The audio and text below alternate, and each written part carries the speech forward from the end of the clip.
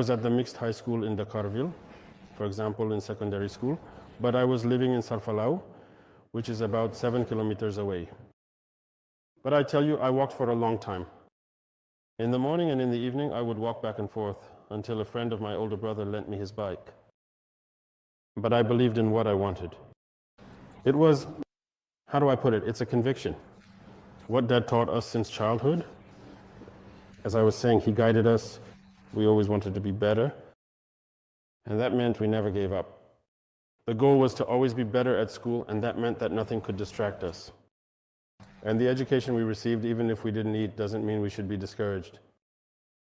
Yes, because the 3 years, how shall I say, the secondary years, it was not so simple.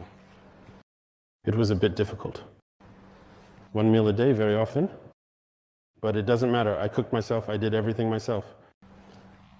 But I had to stay focused on the goal.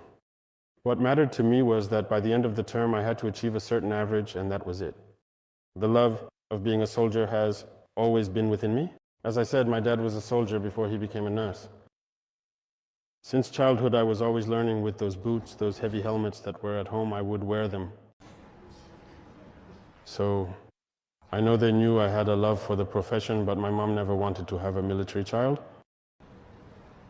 And in 4th grade, I took the excellence exam. And in 5th grade, my teacher was determined that I would pass no matter what. The British competition, but the mother fiercely opposed it because she didn't want it anymore.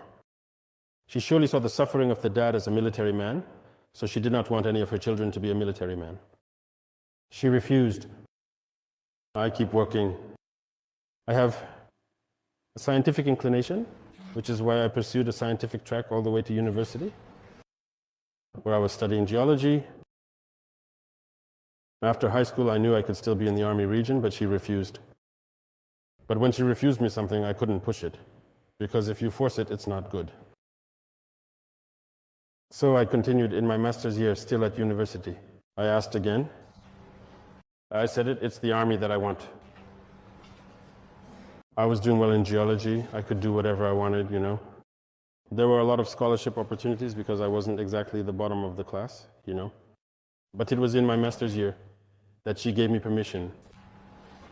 And I took the academy test.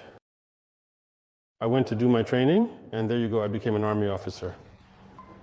I was convinced if she gave me her blessing, she told me to go for it this time. So I was convinced, I knew what I was doing.